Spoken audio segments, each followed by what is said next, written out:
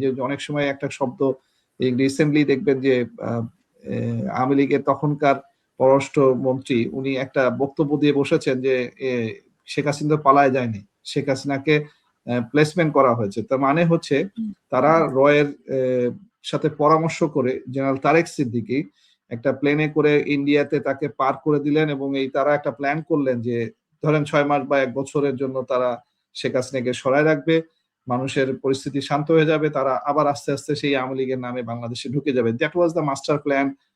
Unfortunately Allah এর উপরে অনেক বড় প্ল্যান করে ফেলেছেন। মানুষের এই চাহিদার কারণে দেখা গেছে ওই সময় মানুষ ছাত্রদের আহ্বানে ডক্টর ইউনূস সাহেবকে বাংলাদেশে আসতে আহ্বান জানায় ছাত্র এবং উনি আসেন, উনি সরকার গঠন করেন। কিন্তু যেহেতু ওনার কোনো রাজনৈতিক ব্যাকগ্রাউন্ড নাই, উনি রাজনৈতিক চালগুলো ওই সময় বুঝে উঠতে পারেন নাই এবং উনি ওনাকে যে চেয়ারের উনি ম্যানেজমেন্টও ঠিক এইভাবে উনি করেন না। উনি এনজিও ব্যাকগ্রাউন্ডে যদি হন, প্রফেসর হন, তাহলে উনি এই কূট চালগুলো বুঝতে পারেন নাই। উনি সেই ক্ষমতা নেন এবং উনি প্রথমে যে জিনিসটাকে উনি বলেন সেটা হচ্ছে ক্ষমা সুন্দর দৃষ্টিতে দেখে যা আছে সেই বাংলাদেশের মানুষকে নিয়ে উনি আবার সরকার পরিচালনা করবেন। এখানে একটা বড় রকমের উনি আমি মনে করি যে শাসন ব্যবস্থায় ব্যর্থ হয়ে গেছেন। সেটা হচ্ছে যে উনি ওই আওয়ামী লীগে রেখে যাওয়া এবং এই 3 দিনে তৈরি করা একটা সরকারকে উনি বেছে নিয়েছেন। তার মধ্যে সবচেয়ে দুর্বল জিনিসটা হচ্ছে স্বরাষ্ট্র উপদেষ্টা জেনারেল জাহাঙ্গীর। আজকে যাকে নিয়ে এই আন্দোলনের এই যে আজকে যে আঘাতটা হয়েছে তার মধ্যে যা দাবি উঠছে যার অপসারণের জন্য সেই ব্যক্তি হচ্ছে ওখানে ছিলেন। যার বিরুদ্ধে বেসিক্যালি আমি সাক্ষ্য দিতে যে আজকে আমি দেশ ছাড়া হয়েছি 2025 আগস্টে। কারণ আমি বিডিআর কমিশনের কাছে সরাসরি সাক্ষ্য দিয়েছিলাম যে এই ভদ্রলোকের স্টাফ অফিসার হিসেবে আমি চাকরি করেছি ওনার সাথে এবং আমি ওনাকে দেখেছি 2005 সাল থেকে যে উনি ইন্ডিয়া রয়ের সাথে সরাসরি জড়িত আছেন। তো এরকম একটা কন্ট্রোভার্সিয়াল লোক যদি বাংলাদেশের স্বরাষ্ট্র উপদেষ্টা হন তাহলে হাদি হত্যা, হাদির সাথে সাথে এই আজকে জাবেরেরকে গুলি চালানো পুলিশের, এগুলো খুব স্বাভাবিক ঘটনা বলে আমার কাছে মনে হয়। তো যেটা আমি বলছিলাম আর কি, সরি আপনার কথা শোনা যাচ্ছে না, মিউট হয়ে আছে। আচ্ছা, এখানে গতকালকে বলা হয়েছে যে মানে ঢাকা মেডিকেল থেকেও বলা হয়েছে যে কারো উপর গুলি চালানো হয়নি, লাঠির বাড়ি ছিল। তো এটা সরকারের পক্ষ থেকেও সরকার বিবৃতি দিয়ে বলেছে যে কাউকে গুলি করা হয়নি। ইনফ্যাক্ট গুলি করা হয় নাই বা লাঠির দেয়া হয়েছে, আমি দুটাকেই অ্যাকসেপ্ট করে নিব।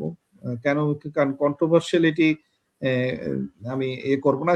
যেটাকে আমি দেখব সেটা হচ্ছে পুলিশের ইনক্লাব মঞ্চকে তুলে দেওয়ার, মানে ইনক্লাব মঞ্চটাকে বন্ধ করার ব্যবস্থা করা হয়েছে। তো ইনক্লাব মঞ্চের দাবি কি ছিল? দাবি ছিল হচ্ছে হাদির বিচারের জন্য একটাই ইন্টারন্যাশনাল মানে জাতিসংঘের ইন্টারফারেন্স লাগবে এবং এখানে আমরা যে পুলিশের কাছ থেকে যে ইনভেস্টিগেশনটা কোর্টে জমা দেওয়া হয়েছে সেটাকে তারা মানেন নাই। তারা বলেছে যে আন্তর্জাতিক তদন্ত প্রয়োজন এবং সেটাকে কোর্টে ওনারা দাবি করেছিলেন, কোর্ট সেটাকে অ্যাকসেপ্ট করেন নাই। এখন এটা সরকারের কাছে তারা দাবি তুলেছিলেন, সেইটাকে মানে বন্ধ করা হচ্ছে। এখন আপনি আসেন যে এইটার পিছনে তো ওই যে একই জিনিস, মানে আমি যত গল্পই বলি সেই গল্পের যে বলে না রসুনের কোয়া একই জায়গায়, সেটা হচ্ছে জেনারেল ওয়াকার।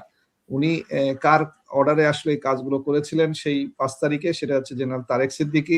এখনো সেই তারেক সিদ্দিকীর একটা প্রচ্ছন্ন সরকার ব্যবস্থা রয়ে গেছে, তাদের মাধ্যমেই এই হাদির হত্যা ঘটানো হয়েছে এবং তারাই আবার সেই বিচারের মানে ইনভেস্টিগেশন করতেছে। তাহলে তো আপনি এই ইনভেস্টিগেশনে স্যাটিসফ্যাকশন পাবেন না, যেটা যাবের বা ইনক্লাব মঞ্চের মূল বক্তব্য। সেই বক্তব্যকে তো আমিও সমর্থন করি, আমি এর আগেও আপনার টক শোতে পরিষ্কারভাবে জানিয়েছিলাম কেন। তো সেখান থেকেই বলতেছি যে এইটাই ছিল হচ্ছে ওইখানে মানে মূল বক্তব্য। তার আপনি এখন যদি বলেন আছে মানে ওদের পেছনে কেউ আছে যে কালকের দিনটাতে ওরা কেন ধারাবাহিকভাবে ওরা কালকে করেছে নাকি কালকে মানে কি উদ্দেশ্যে আসলে কালকে ওরা নেমেছিল, মানে কেন মাঝখানে না মানে ওদের তো আন্দোলন চলমান ছিল, ওরা এই মঞ্চ তো ছাড়ে নাই। ইনক্লাব মঞ্চটা তারা এই শাহবাগে ধরে রেখেছে, এইটাকে নিয়ে তারা বক্তব্য দিচ্ছে। কিন্তু যেটা হয়েছে জাবেরের কিছু জাস্ট লাস্ট 1 সপ্তাহ বক্তব্যগুলো যদি আপনি একটু স্পেসিফিক করেন, সে বলছে যে আমাদের ইনক্লাব মঞ্চ থেকে আমরা কোনো ক্যান্ডিডেট দেই নাই 300 আসনে, কিন্তু আমরা প্রত্যেক আসনে গেছি এবং প্রত্যেক আসনে আমাদের ইনকিলাব মঞ্চের ইনসাফ প্রতিষ্ঠা করার জন্য যে সকলগুলো বক্তব্য, এবং সেখানে সে আবার সেই একই বক্তব্য তুলে ধরেছে, সেই তো যেটা হাদি তুলে ধরেছিল। সেটা হচ্ছে দুর্নীতিবাজ কাউকে ইলেকশনে নমিনেশন দিলে তাকে না বলবেন। তার মধ্যে সবচেয়ে বেশি এফেক্টেড হয় সেটা হচ্ছে বিএনপি, এবং সবচেয়ে বড় আমি বলবো যে বিএনপি আর এখন মাঠে কোনোভাবে নাই, বিএনপি নাই। এটা আছে হচ্ছে সেই দুর্নীতিবাজ রাষ্ট্র ব্যবস্থা, যেটার সাথে যেটা শিল্ড হিসেবে জেনারেল ওয়াকার সেনাবাহিনীকে ব্যবহার করতেছেন। পুলিশ, যে সকল দুর্নীতিবাজ পুলিশ ছিল তারা রয়ে গেছে, তারা এটাকে ফিল্ডে আছে, এবং এটার পিছনে আছে একটা বড় দুর্নীতিবাজ সরকার ব্যবস্থা, যার মধ্যে সচিবালয়ের সকল আমলারা জড়িত। তো সেই ব্যবস্থাটাই হচ্ছে এখন মূলত শক্তি হিসেবে কাজ করতেছে এই মুহূর্তে। আর ইন্ডিয়ার হেজিমনি বা সেই রয়ের অ্যাক্টিভিটিসটা ওইভাবে আমরা দেখি না, কিন্তু তাদের তৈরি করে যাওয়া 15-16 বছরের মানে মানুষ বাংলাদেশকে যে পিছায় দেয়া এবং জাতিগতভাবে একটা জাতিকে ধ্বংস করে দেয়া, জাতির রাষ্ট্র ব্যবস্থার সবচেয়ে বড় কাঠামো, সার্বভৌমত্বের কাঠামো সেনাবাহিনীকে নষ্ট করা, পুলিশ যারা আইন শৃঙ্খলা রক্ষা করবে তাদেরকে সম্পূর্ণভাবে কারাপ্ট। স্বরাষ্ট্র উপদেষ্টা কেন বলছেন যে এখন প্রশাসনে দায়িত্বে যারা আছে, যারা নির্বাচনের দায়িত্বে আছে প্রশাসনের, সবাই হচ্ছে যে ভালো, মানে সৎ, এদের মধ্যে কোনো সমস্যা নেই, এবং নির্বাচন হতে সুষ্ঠু নির্বাচনেও কোনো সমস্যা নেই, এই সার্টিফিকেট শুনে দিচ্ছেন কেন? দেখুন, আমি একটু আগে জাস্ট 2 মিনিট আগে বললাম, যে ব্যক্তিকে আমি যার স্টাফ অফিসার ছিলাম, যার ব্যক্তিগত ভাবে আমি যাকে চিনি যে সে হচ্ছে 100% একজন আওয়ামী লীগের দালাল, তাকে তার মুখ থেকে আপনি মানে আপনি যত কথাই শুনবেন, মানে সে সকাল থেকে রাত পর্যন্ত যদি 1000টা ওয়ার্ড উচ্চারণ করেন, 1000টাই ওয়ার্ড হবে হচ্ছে যে হ্যাঁ সবকিছু ভালো মতো চলতেছে, সব ঠিক চলতেছে, ইলেকশনও হবে। কারণ তাদের একটা মেকানিজমে মাধ্যমে তারা এই ইলেকশনটা করতে চাচ্ছে, কারণ তাদেরকে আমি আপনার আগের টক শোতেও বারবার বলেছি যে তারা চায় হচ্ছে তাদের আজ্ঞাবহ বা তাদের কথা শুনবে এরকম একটা দলকে তারা ক্ষমতায় আনতে চায়, এবং সেটার জন্য তারা সকল দলের সাথেই মানে নেগোসিয়েশন করার চেষ্টা করছে। আমি একটু পিছনে ব্যাকগ্রাউন্ডে নিয়ে যাই আপনাকে, আপনার মনে আছে কিনা হাসনাত আব্দুল্লাহ এবং সারজিদ হঠাৎ করে একদিন মানে নিউজে চলে আসলো যে তাদেরকে ক্যান্টনমেন্টে দেখে নিয়ে যাওয়া হয়েছিল, এবং তাদেরকে বলা হয়েছিল যে তোমাদের সাথে বিএনপির সাথে একটা সিট ভাগাভাগি করে দেওয়া হবে, তোমরা এভাবে এভাবে সিট নিয়ে তোমরা চলে আসো, এবং এইটা তারা পাবলিক করে দিয়েছিল। এবং এইটা পাবলিক করার সঙ্গে সঙ্গে তার উপরে তাদের উপরে তখন অ্যাটাক শুরু হয়েছিল, যেটার সঙ্গে সঙ্গেই হাদি তখন খুব বেশি মানে ভয়ঙ্কর রূপে ভয়েস তৈরি হয়েছিল, যেমন হাদি একটা বক্তব্য দিয়ে বসেছিল যে যদি মানে ওয়াকার সাহেব কু করারও চেষ্টা করে তাহলে সেনাবাহিনীর থেকে এক একটা করে ইট করে নিয়ে আসবে মানুষ।